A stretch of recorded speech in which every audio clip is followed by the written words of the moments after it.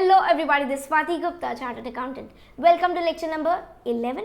In this lecture, we will cover Ind AS 115 thoroughly. We will basically cover the chapter number 3 of ICA module CA Final FR. We'll get a deep understanding of the concepts of Ind AS 115, and then in the later lectures, we will cover the ICA question and answers. Okay, the simple pattern that we are following since the beginning of this course. Okay, first we'll start with the objective.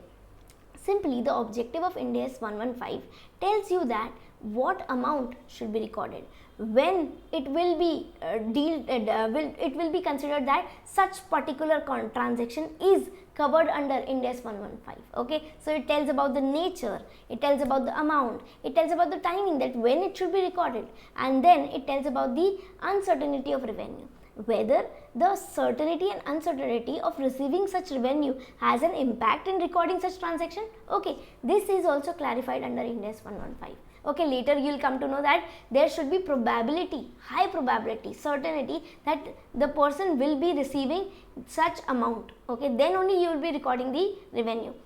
If there are very less chances or bad chances, okay, of receiving this amount that you are selling, okay, in return of the selling of goods and services, then you will not be recording such amount in the books of accounts. Okay, so simply the certainty and uncertainty of receiving such revenue plays a major role while accounting for such transactions which are revenue from contracts with customer. Okay, next, applicability. It applies to all the contracts with customer, but never ever applies to, example, the lease contract, insurance, financial instrument, and some non-monetary exchanges between same business entities.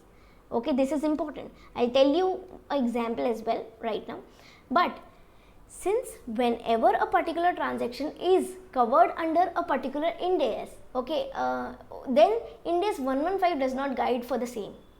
For example, if we talk about lease, it has specific own standard. The transactions and its treatment are specifically given in that particular standard. Then we do not apply Ind AS 115 over there. Okay. Now, if we talk about this non-monetary exchange between entities of the same business. For example, see, take an example. This is there in your ICA module as well, and a same question is there in your ICA module in the test, your practice question as well. Okay. So pay attention. This is very easy.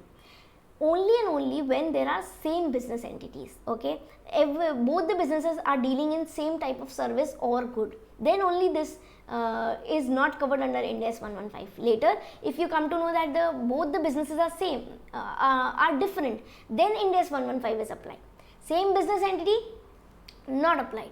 Okay, if there are different type of nature of business, then Ind AS 115 is applied. Okay, to make it more clear, please pay attention over here. Firstly, for example, there is a company A, example Rajasthan, okay, it is in Rajasthan, okay, good, fine. There is another company, company B, which is in Mumbai, for example, okay. Now, there might be customers of company B which are there in Rajasthan, okay. I say that company B, customer of company B are in Rajasthan. Okay, so there comes a deal. Okay, they get a deal between them. Company A and B does a contract between them, that company B asks company A that whenever my customer comes to you in Rajasthan for the supply, please deliver such amount on behalf of me. Okay, so there is a contract that whenever customer of company B who is situated in Rajasthan ask for any supply, then company B ask company A to deliver on its behalf. Okay, similarly there might be customers of company A in Mumbai. Okay, so similarly, in return, they have done a contract that company A asks that whenever my customer come in Mumbai and ask for supply, okay, then what I will do is I will ask company B to please deliver on my behalf. So company B does this delivery on behalf of company A. Okay, this is a deal. Now what happens is, if they agree to exchange of oil to fulfill demand from their customers in different specified locations on the timely basis, then such standard is not applied. In case if company A and company B have same businesses, this means same good and service. Okay, if such is the case, like both the companies are supplying oil, if such is the case, then highlight is Ind AS 115 does not apply. Okay, are you clear with this? This standard is applicable only if the counterparty to the contract is a customer. It is applicable only if the other party to the contract is the final customer. It should not be between two businesses having same business line. Okay. Now, if we talk about if company A was selling, for example, computers, and company B was selling, for example, oil. Okay. If there were two businesses, then Ind AS 115 would have been applied. Next, a contract with a customer may be partially within the scope of Ind AS 115 and partially within the scope of any other Ind AS. There might be a contract that has combined features. Okay, it might be that some of the portion of the contract is related to Ind AS 115 and is covered under Ind AS 115, and some part of it is not covered under Ind AS 115. Okay, it is covered under as per some different Ind AS. So what happens is, if there is specific guideline given under, if the other Ind AS specifically guides that please follow this type and segregate the portion, if it is there, then the particular entity will follow such other Ind AS and bifurcate and separate the portion of the contract which is held, which will be covered under Ind AS 115 and which is not covered under Ind AS 115, and then certainly on that particular portion will be applied the specific standards.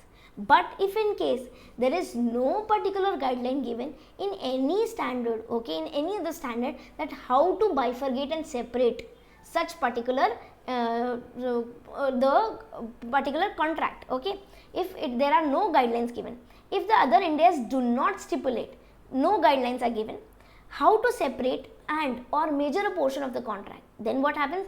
Then Ind AS 115, okay, comes into picture, plays a role and would be used to separate or measure the portion of that contract.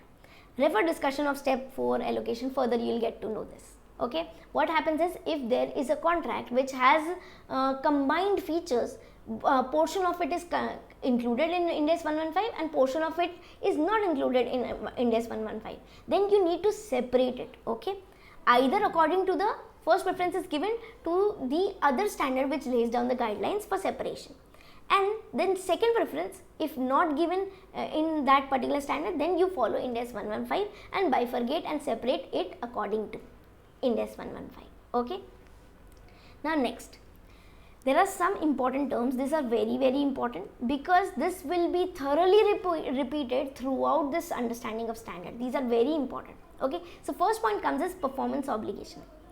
What is performance obligation? Performance obligation is the duty or responsibility as per the contract. Since you have dealt into a contract, you have signed a contract, you have done an agreement, and due to which a responsibility or duty arises that you have to now transfer a particular goods, a particular service, then this is known as performance obligation. This might be there might be one performance obligation in a one contract, or there might be more than one performance obligation in one contract. Okay, so you need to really identify performance obligation and the number of performance obligation. Okay, read this. It is a promise in a contract with a customer. Okay, for example, you are an entity, you are selling out something. Okay, for example, you told that I will be delivering this 100 chairs to you on this coming Monday. Okay, now what happens is, you have made a promise. This is a contract, and in return you will be receiving some cash or kind. Okay, so to transfer the customer either a particular good or a service or a bundle of goods and services or a series of distinct goods and services, whatever it is, these are different terms you will later come to know. But if you are promising something as per the contract, this promise, or you can say the obligation, the duty or the responsibility to deliver a particular good or service is known as performance obligation as per Ind AS 115. Okay, next comes stand-alone price. Very, very important. This is a price that you would have charged to any passing customer. Okay, for example, you have a shop and you are selling a pen, okay, which is worth rupees 10. Any customer that passes by, you always sell this particular pen of rupees 100. So this 100 rupee price, this 10 rupee price, this 10 rupee price is your stand-alone price, the price that you would have charged to any passing customer. Okay, this is stand-alone price, this is unaffected price.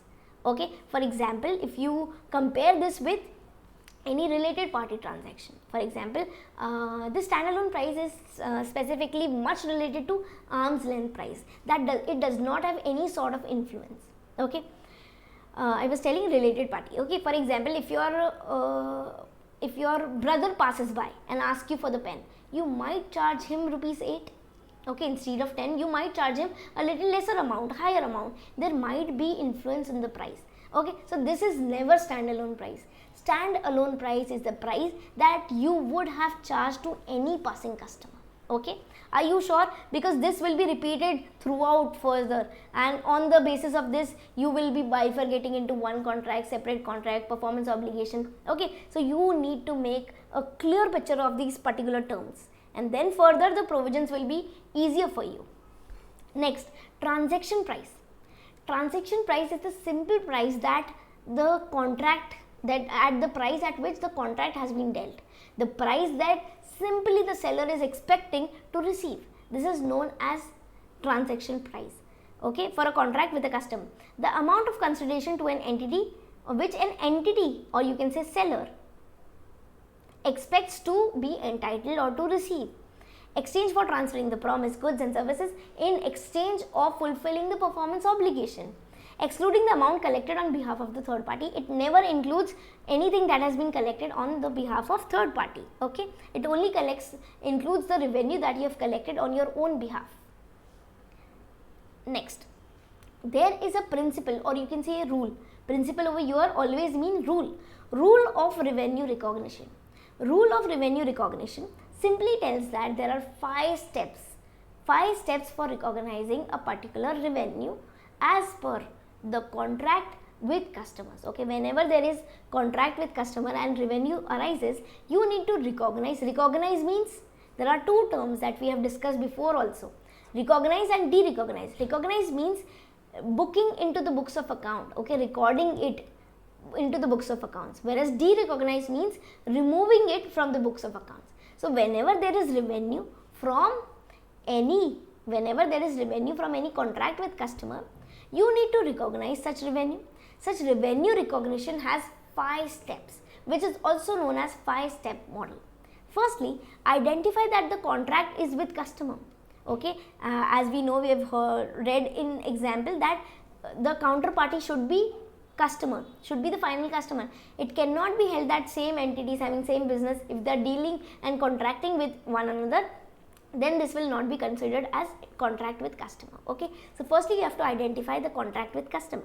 Secondly, identify the performance obligation, the promise that according to which you need to transfer a particular good or service, bundle of goods or service, or a series of distinct goods and service. Okay, so you need to identify the PO, performance obligation, the responsibility of the seller. Thirdly, determine the transaction price, the price that you will be expecting in return of the performance obligation. On completion of the performance obligation, the amount that you will be entitled is known as transaction price. Okay, so this is from the seller's point of view. This revenue will be for the seller, and therefore we are reading this whole Ind AS 115 from the perspective of the seller. If an entity is selling any goods or service, how will it be recorded as per Ind AS 115? Okay, so you have identified the contract with customer, you have identified a particular performance obligation. Thirdly, you have identified the transaction price that you will be entitled to as per the contract. Fourthly, allocate transaction price to performance obligation in the contract. If there is one particular performance obligation and one transaction price, no need of this 4th step. But there might be at times there are more than one performance obligation. Okay, so might be there are 3 performance obligations. there are 3 duties or promises that you will fulfill, for example, and there is one transaction price for the whole contract. There might be, okay, when you fulfill these 3 particular performance obligation, you will be awarded, or you will be entitled with a particular transaction price, the amount that you will receive. Okay, now there is one transaction price. You need to allocate such one transaction price, bifurcate and allocate separately for each performance obligation, okay. Allocate transaction price to performance obligation in the contract. Next, recognize revenue when the entity satisfies its performance obligation. I told you that Ind AS 115 tells you about the timing as well. So timing is what? When the performance obligation gets satisfied, then the entity is entitled or is allowed to record such particular revenue in the books of account. Next, transition, that is first time application of Ind AS 115. If you are applying Ind AS 115 for the first time, what you can do is you can have 2 approaches, either for full retrospective approach, that is from the prior date, which is always the beginning of the earliest period, This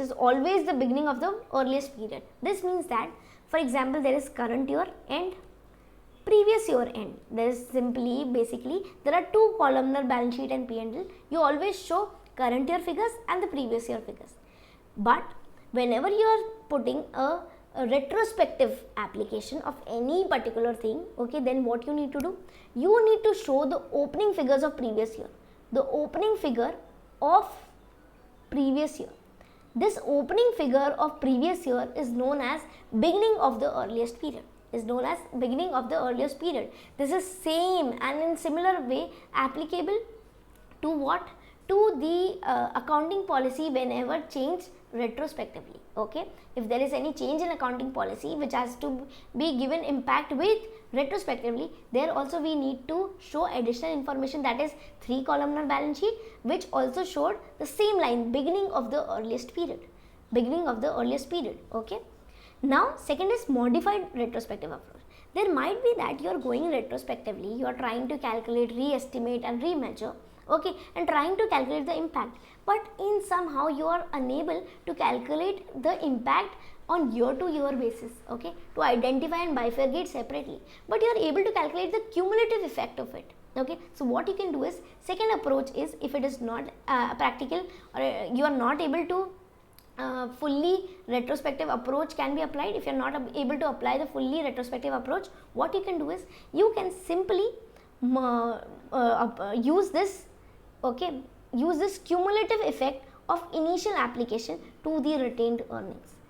The cumulative effect that will be that you have recognized will be given effect into the retained earnings directly. Okay, you will not be recording it. There are 2 approaches. Either you can do it retrospectively since the beginning. If you are not in a position, okay, you are not able to restate the prior periods, then you can give a cumulative effect. You do not need to give a separate bifurcation of each year. Okay, but there is no escape from retrospective approach. It can be either full or modified. In modified, there is one relaxation given, that whole cumulative figure can be impacted with one transaction, okay, one recording entirely into the retained earnings. Ind AS 115 supersedes and replaces Ind AS 11 and Ind AS 18. Okay, Ind AS 18 and 11. Ind AS 115 supersedes. This means if there is any contradiction, dispute, then Ind AS 115 provisions will be prevailed and 11 and 18 will be not followed. Okay. Next, identifying contract with customer. Meaning of contract, this means agreement between 2 or more parties to that create enforceable rights and obligation. Okay, there are some rights with the customer, whereas there is rights with the seller as well. Seller has right to receive the amount, customer has right to receive the particular goods and services. Okay, similarly, so there is an arrangement between 2 or more parties. This is known as contract. Now, as you know, there was step 1. If you go to step 1, identify contracts with customer. Okay, so we are reading step number 1. Step 1. Okay, what is it? The parties to the contract have approved the contract. It should be approved. The contract should be approved either in writing or orally, but it should be approved. Secondly, the entity can identify each party's rights regarding the goods and services to be transferred. Okay, there is clear statement of things that each entity is entitled to. The rights that have been laid down, it should be clearly laid down. Okay, each party should be able to identify their own rights. For example, a particular customer is in a position to identify that yes, he will be receiving such particular goods and services on such date in such particular amount. On the other hand, the seller party is in a position to acknowledge and identify that yes, it is entitled to particular receipt of amount on such and such date. Next, the entity can identify payment terms. Okay, they should be in a position to identify the payment terms. Rights should be clearly identified. The payment terms should be clearly identified. Contract has commercial substance. What does commercial substance means? For example, if you take two similar identical pencil or pen, anything, okay, it is same in size, color, ink and the amount, okay, it is exactly same. If we consider two similar items, for example, pen, 10 rupee pen, 10 rupee pen, same type of refill, ink, color, okay, it is exactly same. If we exchange this, will it have any impact? Therefore, the particular thing which are similar in nature, exactly same, which does not therefore they are known as that these two identical things does not have commercial substance. Okay, it will be said that there is commercial substance only and only when there is difference in risk, timing, amount. Okay, if there is difference in risk, timing, amount, then only it will be said that there is commercial substance.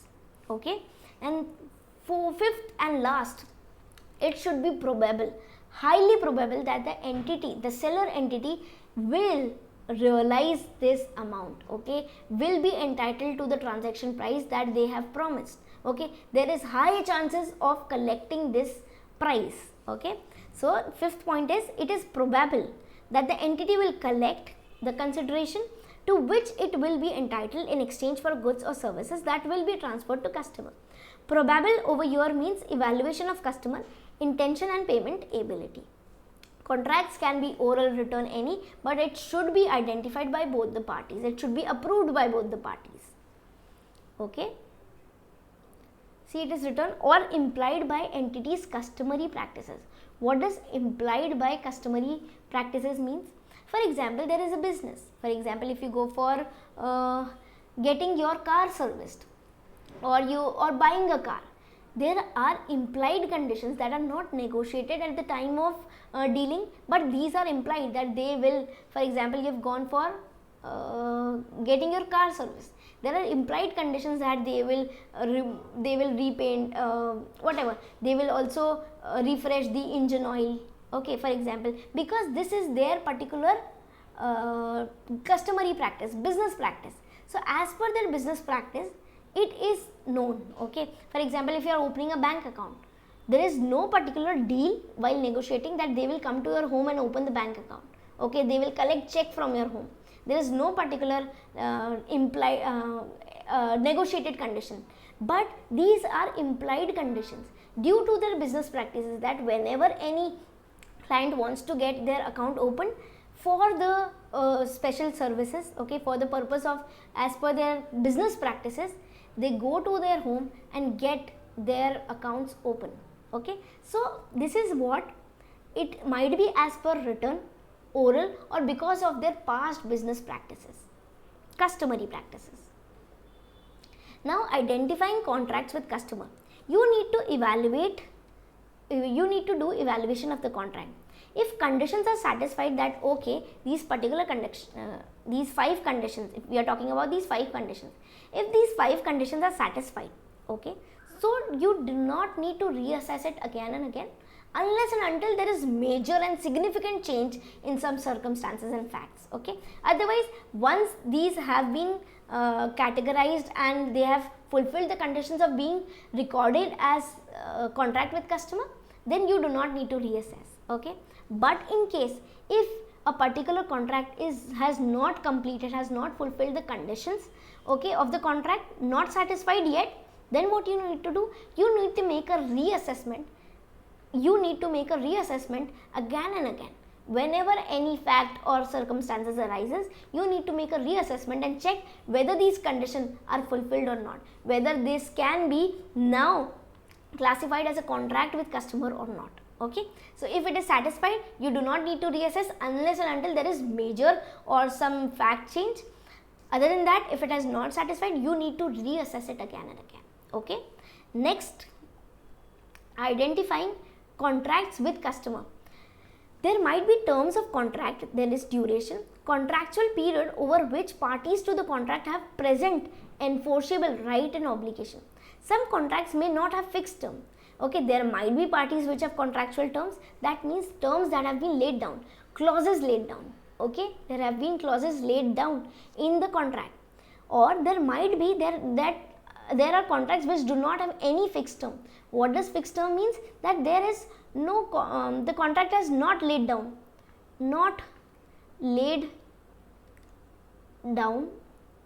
any clauses, any particular clauses, or you can say conditions.